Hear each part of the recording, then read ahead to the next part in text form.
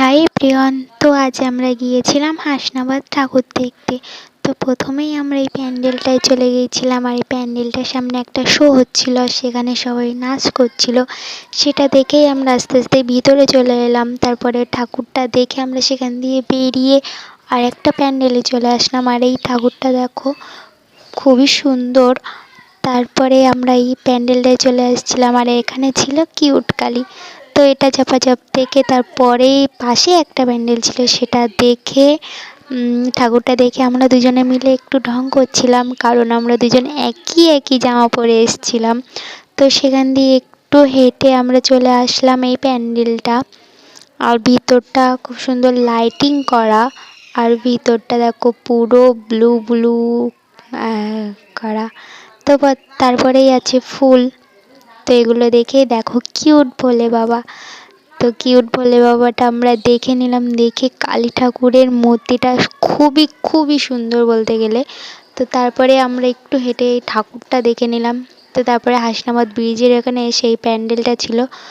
তো দেখো, তো চলো এবার ভিতরে যাওয়া যাক। ভিতরে বলতে গেলে খুব সুন্দর সুন্দর একটা পিকচার মতো দেওয়া ছিল। আর এটা বুদ্ধদেবের মূর্তি।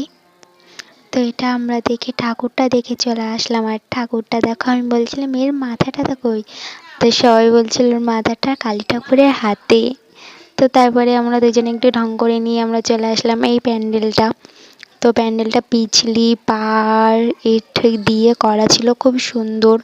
আর ভিতরে ছিল বাঁশগুলো, ঝুড়ি, দরমা, খুবই সুন্দর করেছে। লাইটিংগুলোও ভালো করেছিল দেখো। আর যেখানে ঠাকুর ছিল সেখানে এই রকম ডিজাইন করেছিল, ভালোই লাগছিল। তো তারপর আমরা ঠাকুরটা দেখে ওখান দিয়ে বেরিয়ে আর একটু চলে আসলাম। এসে আমরা এই প্যান্ডেলটা দেখলাম, আর সেখানে ঠাকুরটা দেখে আমরা চলে আসলাম এখানটায়। আর এখানটায় বিষ্ণুদেবের একা এক অবতার করেছিল।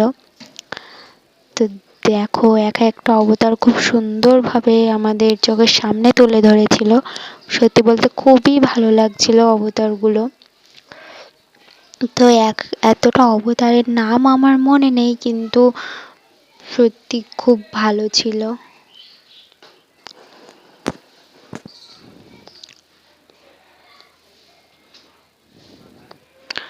তো আমাদের অবতার এগুলো এখানেই শেষ হলো। তারপরে আমরা ঠাকুরটা দেখে চলে আসলাম বেনারস ঘাটে, প্যান্ডেলে। তো এসে আমরা এই সাধুটাকে দেখে নিলাম। তো তারপরেই ছিল এই যে দুজন স্নান করছিল। তারপরে আমরা ঠাকুরটা দেখে গান শুনতে শুনতে বাড়ি চলে আসলাম।